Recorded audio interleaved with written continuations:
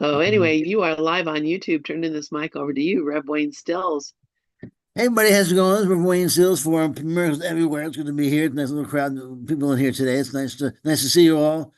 Today I'm going to be doing the lesson. Lesson 289, and I'll be going with that lesson, and then I'll be doing. And then I also have a text I wanted to go over.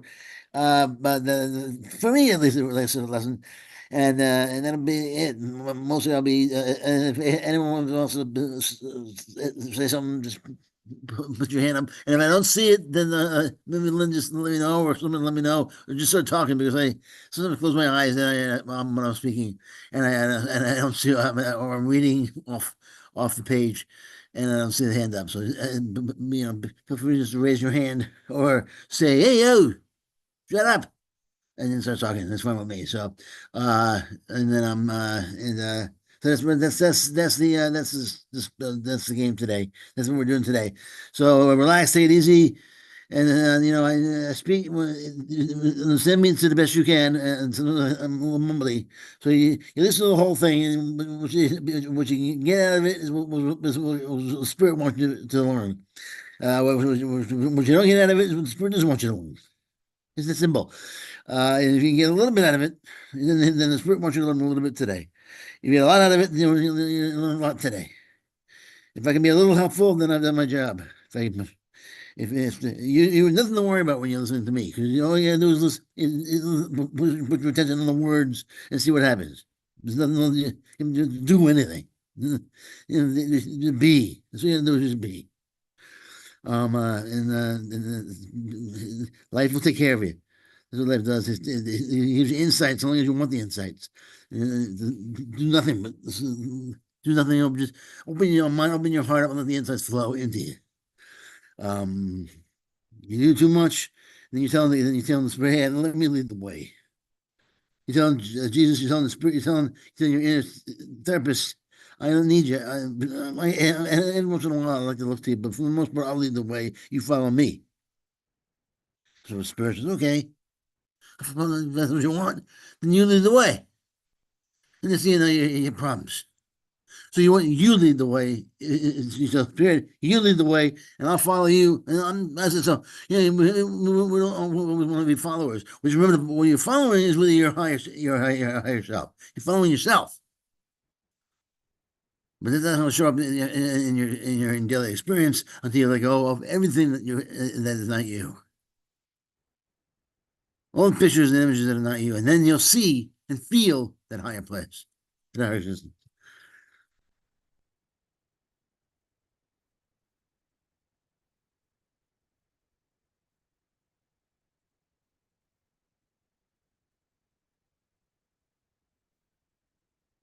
Right.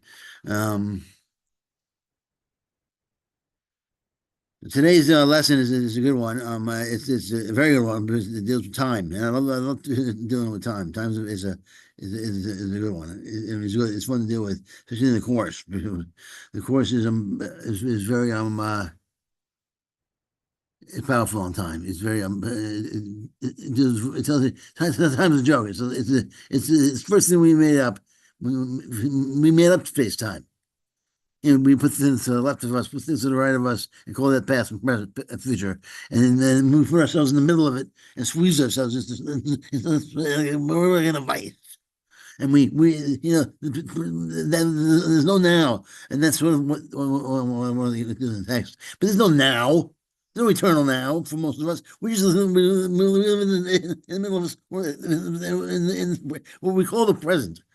But that's relative to the past, to the future, which don't exist. So we live in a non-existent little trio, a diabolical trinity, you want to call it, past, present, and future. This little frazzled trio that walks around, fight, flight, fight, flight, fight, flight.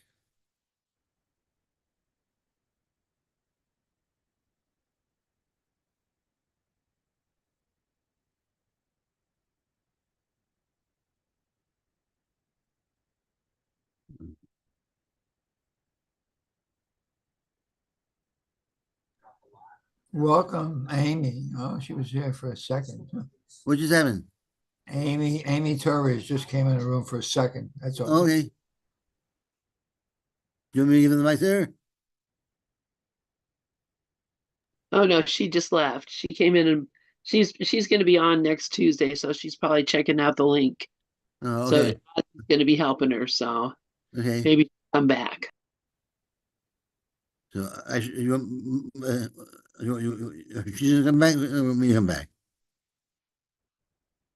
No, she just came in for a moment, Oh, all right. Oh, then okay. she left. Oh, okay. But she's working with Oddsy for our next Tuesday evening. She's going to be here. All right, So great. That's great. That's great. I just checking the link. Anyway, if she comes back, we'll say hi. All right. It was Oddsy. Okay, cool. The room is, I mean, thanks. So I don't know what's going on. All I know is I heard this voice suddenly. All right. Lesson 289. The past is over. I cannot touch me not. You can touch me not. So the past is over. You can touch me not. It's over. There's no past. It's just really, we think the past is there. We think everything is there. We think it's always there. You over in your head. You think there's some people that bothered you. You see the images of them in your mind, and you fight with them in your mind, but they're not there.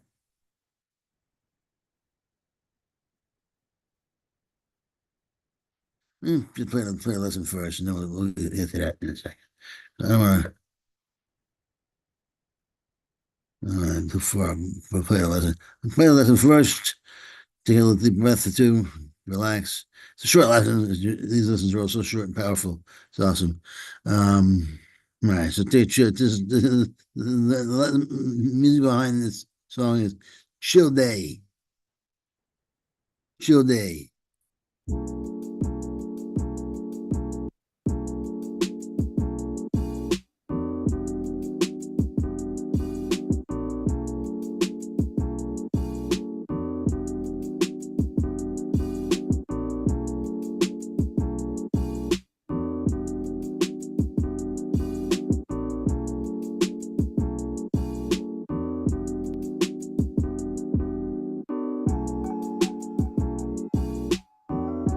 Lesson 289. The past is over. It can touch me not. Unless the past is over in my mind, the real world must escape my sight. For I am really looking nowhere, seeing but what is not there. How can I then perceive the world forgiveness offers? This the past was made to hide. For this the world that can be looked on only now. It has no past. For what can be forgiven but the past? And if it is forgiven, it is gone. Father, let me not look upon a past that is not there. For you have offered me your own replacement in a present world the past has left untouched and free of sin. Here is the end of guilt, and here am I made ready for your final step. Shall I demand that you wait longer for your son to find the loveliness you planned, to be the end of all his dreams and all his pain?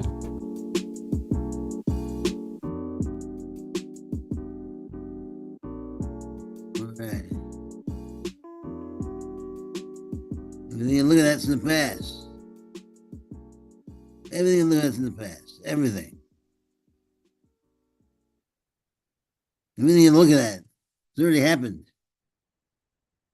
I mean, everything you're doing right now, you've done before. It's already happened. Everything's been done before. You can't do anything that hasn't been done before. Every choice you make has been done before. Every choice you make is the very choice that's been made. Every problem you have is happening right now somewhere else in the same way. There's nothing unique about our problems. And if not now, it's happened before in the past.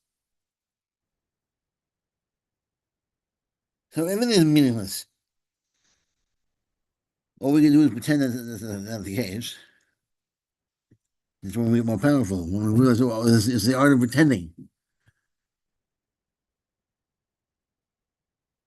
So we got here.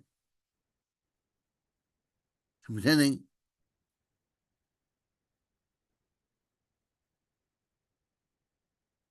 We pretended that we were mortal. We pretended that we were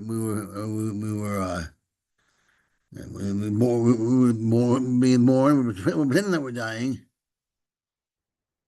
So we pretend ourselves out of the situation. That's all we do. Now we pretend the other way. We were so convinced that this is real that we had to feel like we're pretending the other way. Well, if I said to you, I'm immortal. Oh, about that. Are you pretending? You imagine you making things up? That's what it feels like. Well, let it feel that way. Let it feel like you pretend. Let it feel just like let it feel like you're bullshitting yourself. Go for it.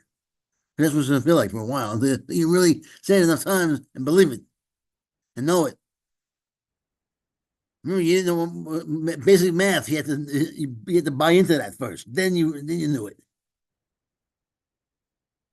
The times tables. I don't know if you remember learning the times tables, but usually you have to buy into that first.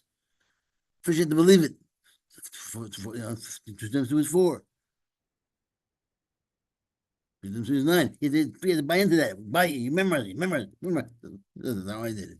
And once you memorized it, then you knew it. All right. Let's go to the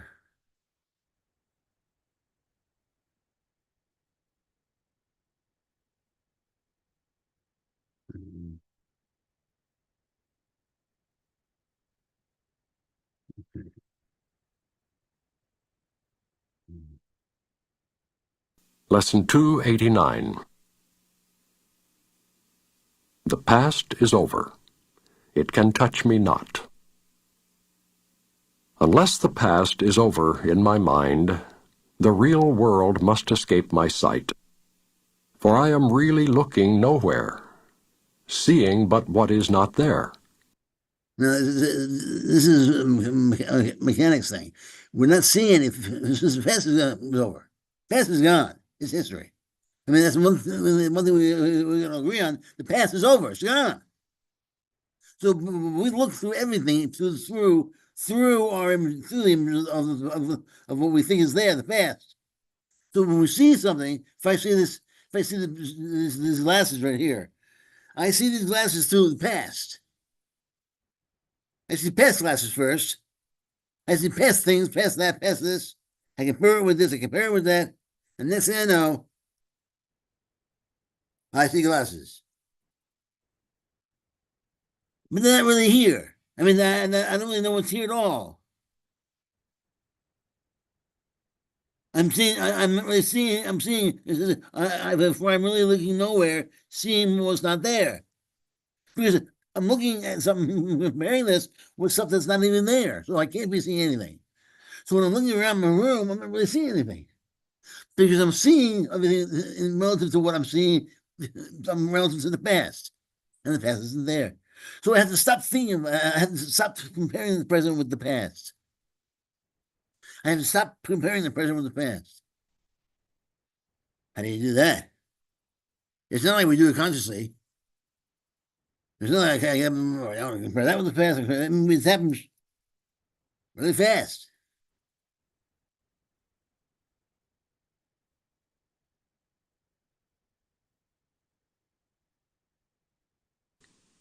How can I then perceive the world forgiveness offers?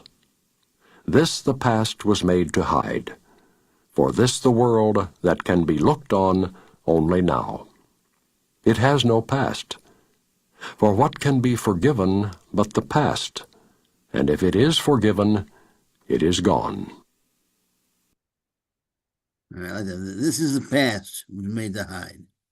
And first of all, we made the past to hide the present. It's really wild. I mean, well, who says that? We made the past to hide the present. We made the future to hide the present. I mean, we made this world for negative reasons. I mean, we made this world as an attack on God. We made this world to attack God. We made more for negative reasons. The past was made to hide. This is what I mean. How I am through the world. This the path was made to hide. The world of forgiveness offers. And what does the forgiveness offer? Then the knowledge that the world's not here, and they come to becoming comfortable with that. Becoming comfortable that you're not here any more than you're in the dream that you're having at night. You're any more than when you think you're located somewhere else in your dream at night. You're not really there. You're in your bed at night.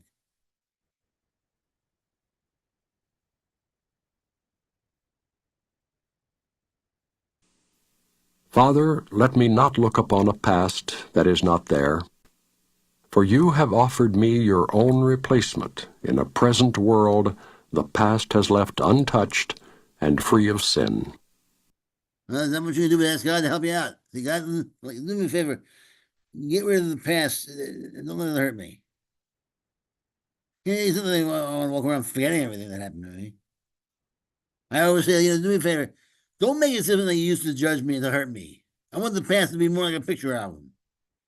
Then you get a picture of me. There's Johnny, there's my friend, there's John, look at Mom there. Look at my mother there. It's just hilarious. But you don't use it to judge people with. You don't use it to hurt people with. You don't use it to feel bad about yourself with. You don't look at the picture and say, oh man, I'm such a loser. I hate this album. It hurts me. But I have to look at it. Oh, there's a picture of it. Look at it. Have fun looking at it. No, it's not really there. It's a dream at night. No different. You get lucid in a nighttime dream. You don't have to wake up. You can have fun.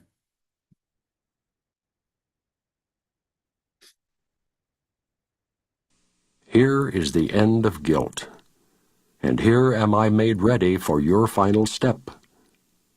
Shall I demand that you wait longer for your son to find the loveliness you planned, to be the end of all his dreams and all his pain? Here is the end of guilt. This is the key. End of guilt. I don't think anyone really knows what that means. When I first realized what that meant, I told a friend of mine this, a good friend that I knew my whole life. And I said to her, how would you feel to know that this life is not, I think it is. I mean, you've done nothing at all wrong. I mean, ever. Not only that, but you know anything wrong, but you haven't done anything. I mean, you don't even know me or anyone. This is also, you went to sleep. What if you found out that yesterday you don't know anyone, this is a dream, and this is also happened, there's no past, there's no future, and you are totally innocent of any and all crimes against you, any moral crime that you feel, and these are all stories made up by you, programmed by you from a higher place.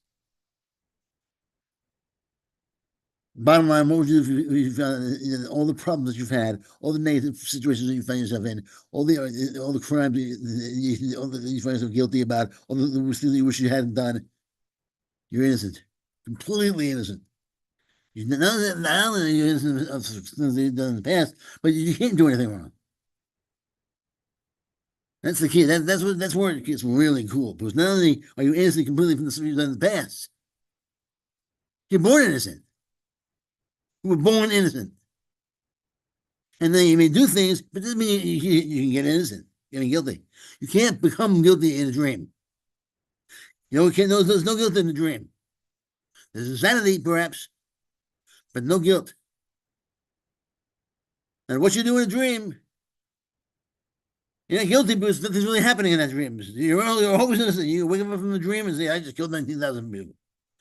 People might be scared of you. They might go, he's a bit disturbed.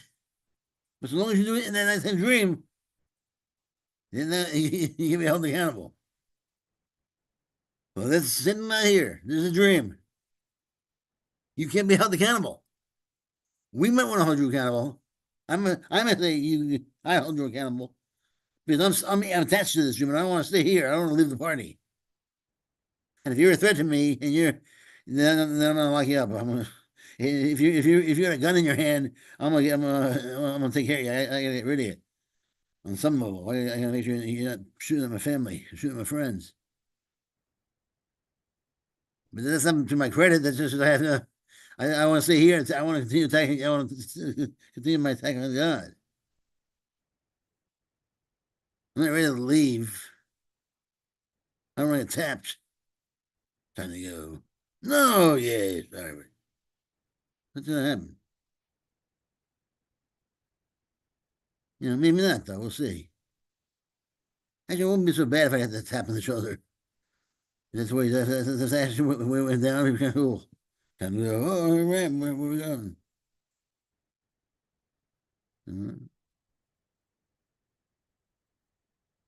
So that's today's lesson. The past is over. You can't take and touch me not.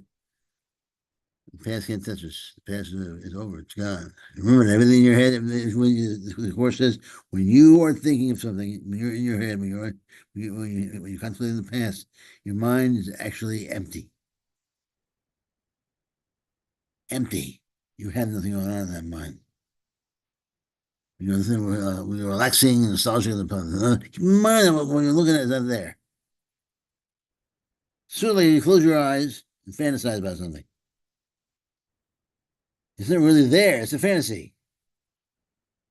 And if you started to believe that fantasy was real and won't open your eyes again, then you may have put you in the corner somewhere and leave you there until you open your eyes again.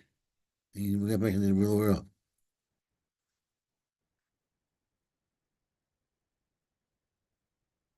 The text I wanted to go to here.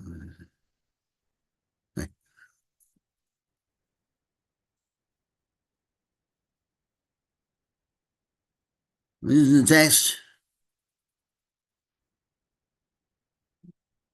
It's chapter 4, section 4.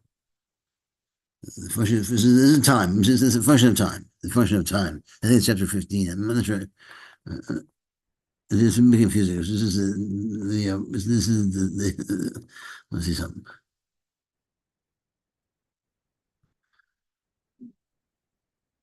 Yeah, this is the function of time.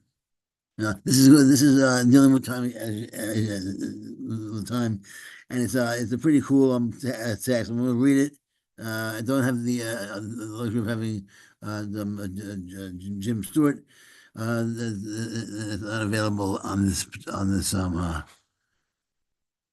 I could do the miraculous living, but nah, I'm not going to. I'm sorry. The function of time. And now the reason why you are afraid of this course should be apparent.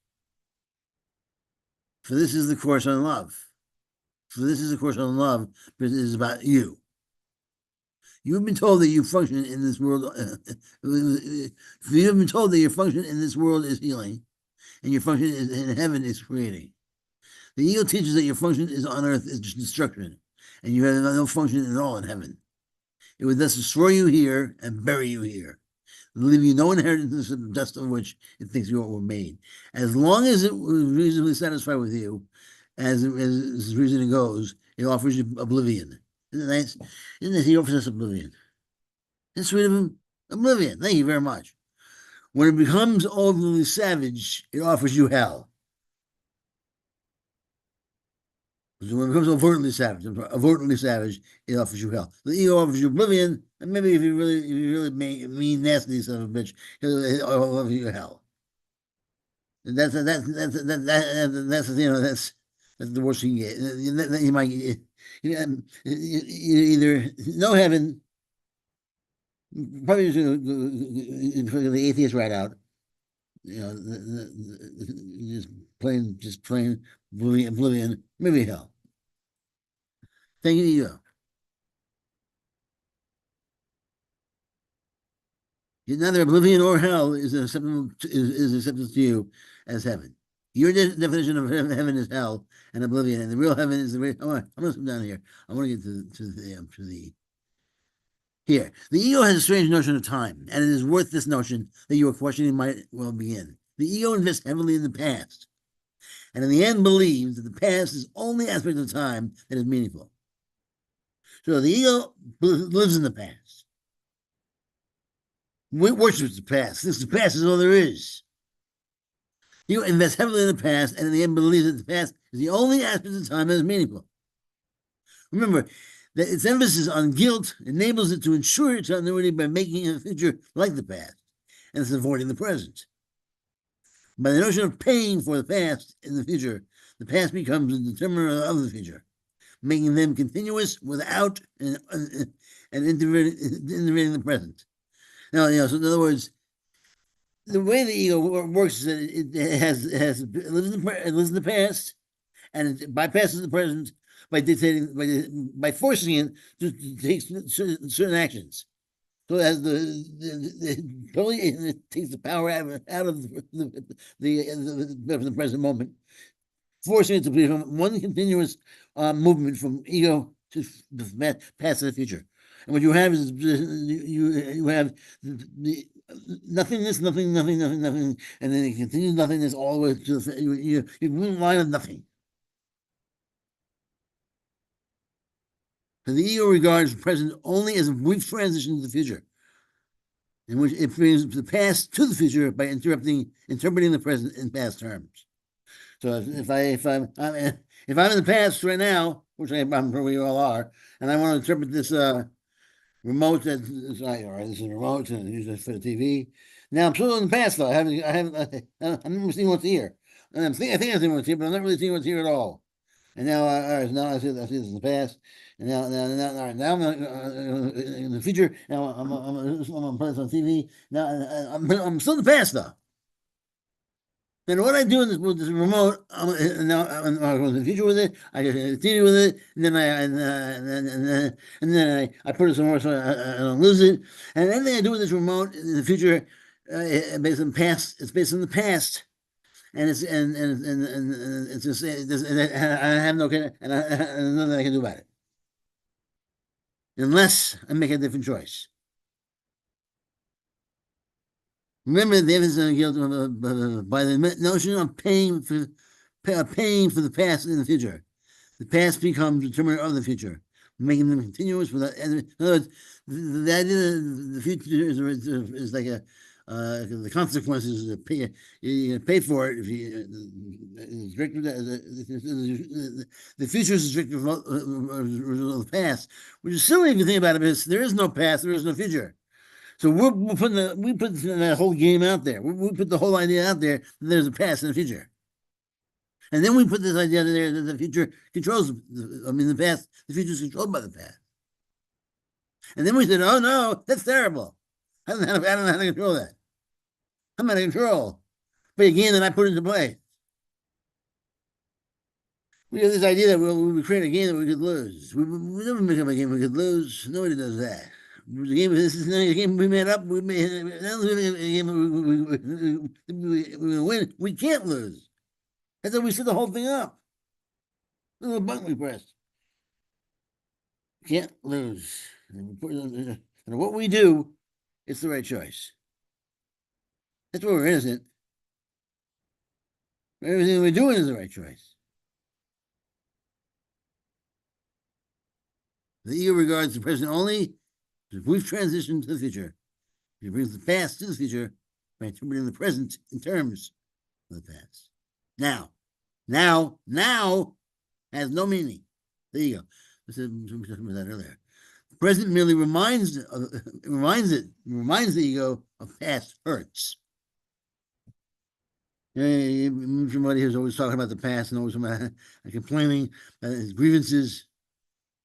That person starts life sucks and is always complaining, but someone else is fault. Someone else is putting him and giving him a hard time.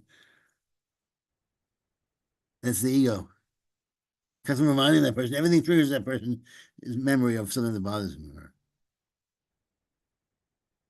The present merely reminds the person of past hurts, and it reacts to the present as if it were the past. The ego cannot tolerate release from the past. And when the past is over, the ego tries to preserve the image by responding as if it were the present. So we're mashed into this thing. We can just get up and walk out of this. And so they always say we're having a bad trip on acid. And just because you know you're on that trip, you can't just snap your fingers and be out of that trip. And in a dream, we can't imagine we'd stay on the trip. If we were in a dream, if we became lucid, we can't imagine we'd stay here. But we can't just wake up. It's like we're on a sedative of some sorts. We know we're dreaming, but we have to play it out. The dream is about a holy with spirits in the dream. The spirit can navigate through the strip.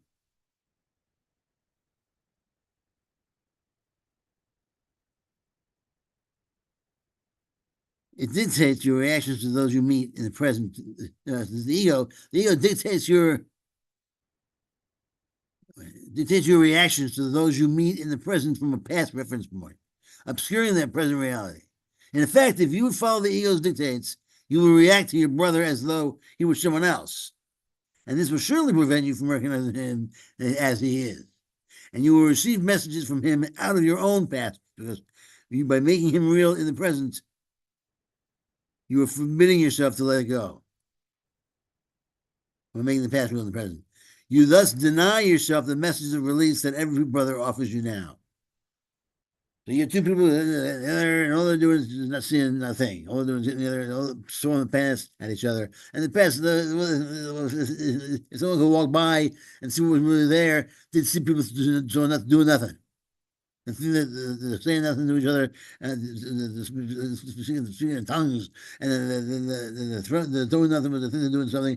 Two idiots, they think they're doing something. All they're doing is talking garbage to each other, and talking nonsense to each other. They're making up words that don't make sense. And all of us are doing that. And I said, I read a book once, they refer to this planet as a prison planet. The whole world's a wonderful, it's like a giant, wonderful prison. A prison with sun and stars and mountains and water. And videos and TVs, and married and kids and all this kind of stuff. It's no prison because we're all sentenced here to die. But it doesn't have to be that way. I'm determined to see things differently. I don't care. I don't care what the rules are. I don't care what they say. I'm going to pretend that things are different. When my father died, I didn't get up there and weep. I just said, people like that, they don't die. People like my father don't die. So I said up there in the eulogy, I said, people like my father do not die. He's here. That's the end of it. Granted, he's not here in the way we like him to be here. That's on us. He is here. And he is everywhere. Everywhere we are. Where I am, at least. And he's my inner voice. His voice is very calming. It's just. He made no more speeches or anything like that. He just all the speeches he gave me are all in this. Sort of the course almost. The course, all the lessons that were previous and earlier on, they were much longer. When you're younger in your years, the speeches have to come from your father and your mother. The speeches, the long, drawn out speeches they get all the information in there. But they get shorter. The lessons are shorter now. Sometimes if he's trying to trigger the thoughts that are in your mind, the new thoughts, the new acts.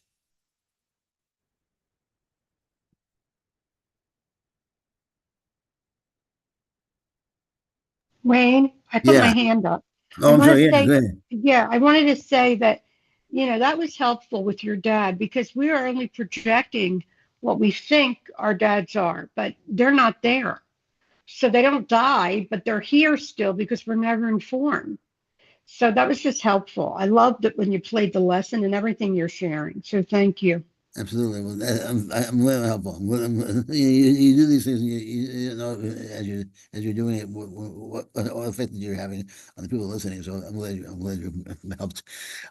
Yeah, my father when he died, it was very It happened within a week or so. He was in the hospital. It happened very quickly, out of nowhere. But because he put a show on all the time, and he said, I'm fine, I'm fine, I'm fine," and then he had a stint in him, and then broken, he bled out, and that was the end of that. But still, even to this day, I don't feel the permanence of it or anything like I did when my grandfather died when I was much younger. I don't feel the permanence of it. I don't feel, when my grandfather died, I felt the permanence of it. I thought, oh my God, he's just gone forever. I don't feel like that. I don't think he's gone forever. I know I'm going to see him again. I know I'm going to see him in form again. Or in a much different level, a much different way. But I've seen him in my dreams sometimes, and I'm the first time I've seen him. There's so many different ways that you might see your loved ones again. There's no use in me, someone said, that guy Pete Holmes, the comedian, who said that nothing makes any sense, and for you to make judgments about what's going to happen and to rule stuff out because it makes no sense, so you think it's rational. You have this idea that there's anything rational here. Then he went over the whole idea about how the universe is infinite and expanding. That makes no sense. And there's nothing in the universe makes any sense. So if we die, if heaven and something crazy happens, he'd believe it. Why would it? What makes any sense here at all? I mean, my thing is believe what you want. Believe what you want, so long as it helps you and helps others, and or at least doesn't hurt others. And you will receive messages from him. In effect, if you follow the ego's dictates, you will react to your brother as though he were someone else. Right. This is 6. The shadowy figures from the past are precisely what you must escape. They're not real and have no hold on you unless you bring them with you. Well, it doesn't mean, again, you're not kicking your past out of your system completely. It's a shadowy past you want out. If you want to think it's a young shadow, in other words, you want to you got your ego's version of the past. You has a certain version of your past. That person was a moron. That person's no good. He's real and he's a bum. And watch out for that guy. She said, "Well, that person has a lot of love to you, but you better get the person's love now, because otherwise he'll run out of that love. You better compete, take. All these images here can help you. Those images can't. That's the ego trying to help out in its own little ridiculously terrible way. That's what it does. It gets you out there and it tries to pummel you and sabotage you in the name of getting ahead and becoming somebody. In truth, we're all a bunch of infinite nobodies trying to become somebodies. Better if you should allow yourself to be a nobody.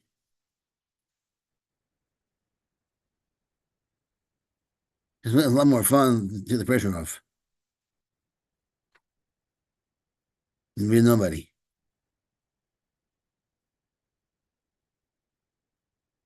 They're not real, the shadowy figures of the past. They have no hold on you unless you bring with you. They carry the spots of pain in your mind. Spots of pain. Think that if you have a memory of something in your mind and you just keep it there and you mull over it, there's a spot in your mind of pain. It's not the person. I mean, it's not the person that says that I had a fight with my wife, and then I keep that memory in my head, and I keep going over it and over it, and I grind over it, and I have the fight over and over. And it becomes a spot of pain in my mind, and I'm the one keeping it there. What's the point? I can take a look at that picture and take out the pain by looking at what's really there. The pain will dissolve. And now the picture will be the fight with my wife will be resolved. There'll be insights and wisdom there. And now I can look at that picture, be happy with the picture. It's no longer bothering me. It's now becoming part of the picture album.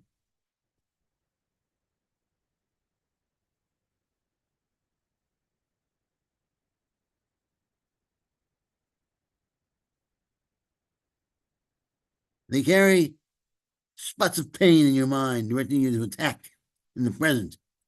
Retaliation for past that is no more.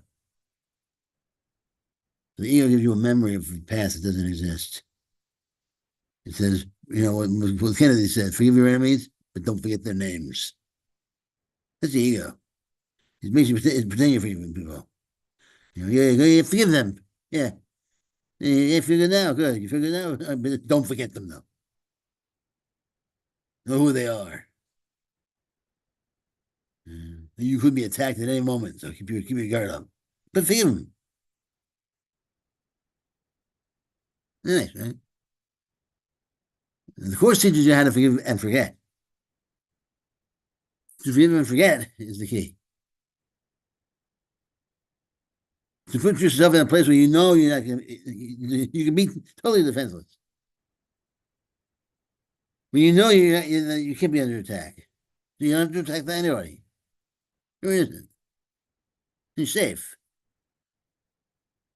Because nothing can happen to you. Even if something happens to you seemingly here, nothing's really happening to you at all anyway. You have nothing to lose. It's a bunch of appearances of something to lose.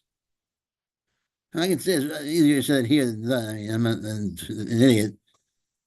It's not easy when you're in the gym, you feel good, right? You're in the gym, you feel good. You walk around outside, it's harder. You're carrying stuff, you're walking around. You see other people, interact.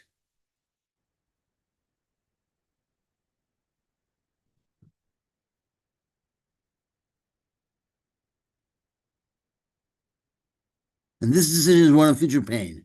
Unless you learn the past is just an illusion, you are choosing the future of illusions and losing the many opportunities you could find for release in the present. The ego will preserve your nightmares and prevent you from awakening and understanding that they are past. The ego would preserve your nightmares. That's what him. It's really. It's a. I don't know. It's more of a thought system as opposed to him or her. The ego would preserve your nightmares and prevent you from awakening and understanding understanding they are past. So and it preserves them and just makes you think that they're really, really real. That's the whole point. These are real. These have really happened, and they're still happening now. You are living in these nightmares. And you shouldn't live in these nightmares according to the ego. You should live here, stay here, and work this out. Don't ever leave here because this is you should stay here. And the people need you here and stay here, work this out, and keep you safe. And when you work it out, keep them alive because they're real. Like in the Inception, when before that he was actually killing people, they were just platforms on the lower level.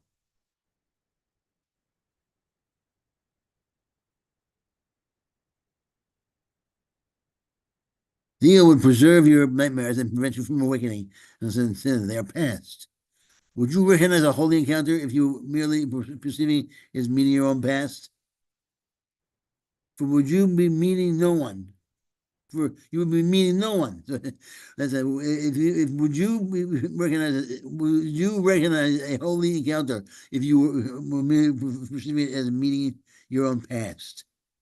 For you would be meeting no one, and the sharing of salvation, which makes the encounter holy, will be excluded from your sight. The Holy Spirit teaches that you always meet yourself, and the encounter is holy because you are. You're innocent, so everyone's innocent. This is your dream. This is really a dream of innocence. We say dream of death, but there is no death really. So you take the death out of the equation, and now you dream of immortality for you. Your experience is different now. My experience is different now. When I walk around, all these years I've been doing this course, I walk around with a more peaceful attitude than I might if I wasn't on the course. If I wasn't in this course. If I wasn't, studying in the course. And now I'm walking around knowing for a fact that I should somehow, be, unable to function. I know that's just my body. And I know that. So they said that there's no worries about my future. I'm not freaking out about my future. I'm sad. I don't want to depressed. What the hell's the point? I'm gonna just be positive instead, as long as I can be. The first place you start off with being positive is forgiveness. Forgive your way out of your problems first. Get beyond it, transcend the problem, and then take a look at it. Transcend problems. The concept of problem.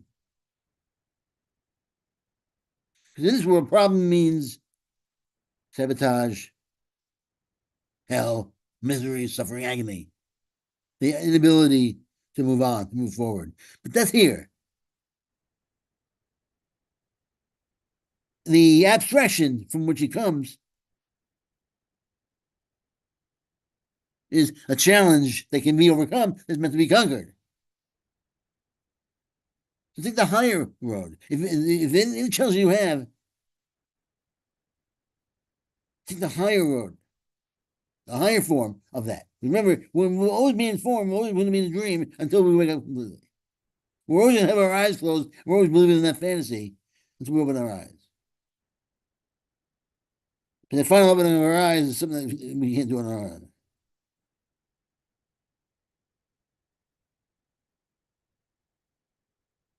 So if you're hating on somebody, you don't say get rid of the hate. Just what does that mean, you're hating on somebody? Well, higher than hate would be, well, maybe I'm a hatred for my hatred for all the evils of the world. Now, fine, that's one step, and then you move from evil to a love of justice. This is just moving higher to higher, from higher to higher to higher. And then from love of justice to love of peace. Don't use your mind to think of higher dreams. Remember, we want to be in the field of a dream. So there is a hierarchy in the sense that as long as you're in the dream, you have to work in terms of getting to a better place. The course does teach us that we want to move from where we are into a better place to the beginning of the dream. So everywhere you are, and where is that? Wherever you are, you forgive yourself. And once you're forgiven, once you're fully forgiven yourself, then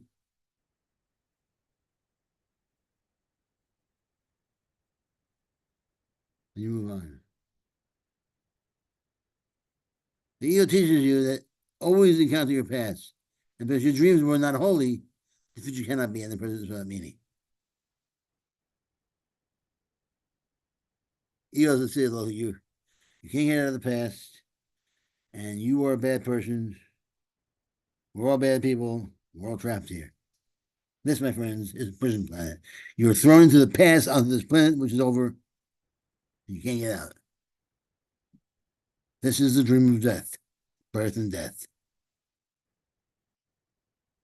And then we're thrown here, and we totally forgot that this is what we did. And now we're here, caught in time. Only some people have a clue.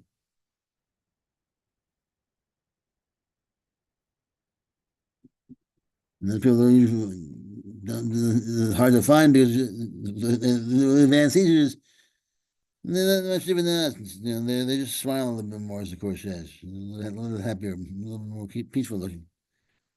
They're not loud. They don't preach on TVs and scream and yell. They're just calm, cool. You know, everything's just a symbol of what you're looking to get your hands on the feelings that you're looking to feel, the energy that you want to experience, the love that you want to experience, the light of God that you want to actually have injected into your bones. If I want a relationship with somebody, when I met my wife and I have a relationship with my wife, I wanted to feel secure. I wanted to feel safe. I wanted to feel empowered. I wanted to feel like someone believed in me. Because I wanted to feel like I can get things done. I wanted to feel all sorts of things. She was the symbol of all that in my life. Just like running band symbolizes all that as well. In the dream, she symbolized that. I turned her into that symbol. If she was not there, I wouldn't have all those things. I wouldn't handle those things because I need the symbol. Everything is a symbol. We need the symbols. That's what death is harm for us. Symbols change completely in how it approaches you and how you approach the symbol. The symbol is largely unavailable for most people, or if the person is very sensitive to certain types of relationships, he can still have a relationship with it. If it was look, she had a better relationship with her husband after he died than before he died.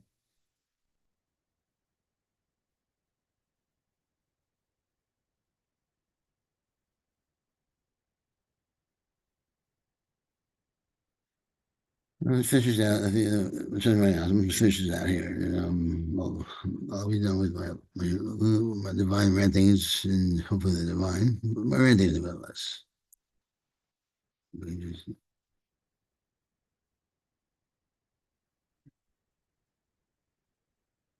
All right. All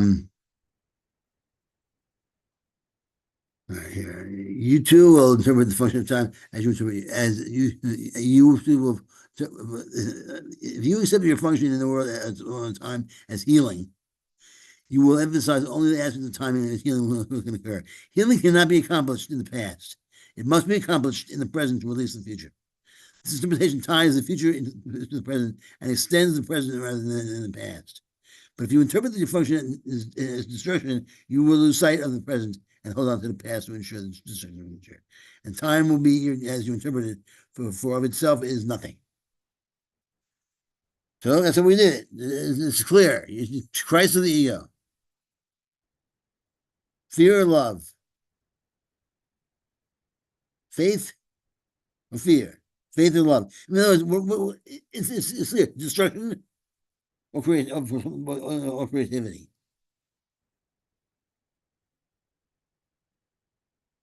We invented time. We were in charge of time. Time and space, we made it up. Don't let it crush you. Don't invent something and then become a slave. Silly. Okay. Here's the latest. Thanks so much for being around. I hope I've somehow helped you goblet of habit in your mind that you can fall back on and say, hey, that's back what Wayne said. And I'll be back on Thursday, so I'll be back on Monday with Lynn reading The Way Beyond from Just As Better. So until then, everyone, again, as I see you before, I'm sure I'll be in the room, who knows. But until it's not, I'll see you Monday. Until then, God bless, blessings, and peace. Thank you so much, Rev Wayne. I love you and God bless you. Great